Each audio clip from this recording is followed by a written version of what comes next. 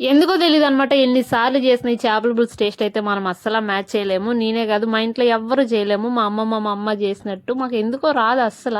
మేము చేసినా సరే అది ఏమవుద్దంటే చింతపండు పులుసో లేదా బెండకాయ పులుసో అవుద్దో తప్ప అస్సల చేపల పులుసు టేస్ట్ అనేది మ్యాచ్ అవ్వదనమాట.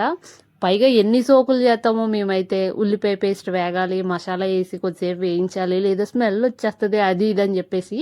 బట్ మా అమ్మమ్మ అయితే ఏ హడావిడి లేకుండా సింపుల్‌గా అన్నీ వెంటనే అసలు గ్యాప్ ఏం లేదనమాట. వెంటనే ఏసేసింది, చేసేసింది. ఈ చేపలు కూడా వెంటనే ఏసేసి తిప్పేసింది. ఇలాంటి ప్రయోగాలయితే మన వల్ల అసలా కాదు. గరిటిచ్చి గిర్రా గిర్రా తిప్పేత్తాం తప్ప, ఈ గాల్లో ఎగరేసామంటే కింద ఉంటాయనమాట. దాంట్లోంచి కింద పడతాయి.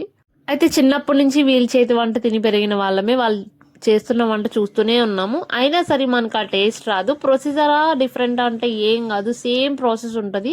వీడియోలో చూపిస్తున్నట్టుగా మసాలాలన్నీ పేస్ట్ చేసుకొని ఆనియన్తో సహా. ఇక్కడ కాబట్టి మిక్సీ యూజ్ చేస్తుంది. అదే అమ్మమ్మ వాళ్ళ ఇంటి దగ్గర అయితే మిక్సీ ఏం యూజ్ చేయరు. అది ఏ కర్రీ అయినా సరే, ఎంత మసాలా అయినా సరే వాళ్ళు రాయి మీద నూరుకుంటారు అనమాట. చాలా బాగుంటుంది. ఆ టేస్ట్ అయితే ఇంకా డిఫరెంట్గా ఉంటుంది, బాగుంటుంది. ఇక్కడ మిక్సీ అయినా సరే ఎక్కడ టేస్ట్ తగ్గలేదు, చాలా బాగా వచ్చింది. సర్లే ఎప్పటికైనా రాకపోతుందా మనకు ఆ టేస్ట్, మ్యాచ్ చేయకపోతామా, వస్తుంది మనకి చేయగా ఎప్పటికప్పటికి మ్యాచ్ అవుతుంది కదా. ట్రై చేస్తూనే ఉందాం వచ్చే వరకుని. ఇక్కడ వీడియోలో చూపిస్తున్నట్టుగా అయితే ఎక్సలెంట్గా ఉంది టేస్ట్ ఆ రోజు అయితేని. మీలో ఎంతమందికి చేపల పులుసు పర్ఫెక్ట్గా వస్తుంది, లేకపోతే నాలాగే ఫీల్ అవుతూ ఉంటారా అమ్మమ్మలా రాదని చెప్పి?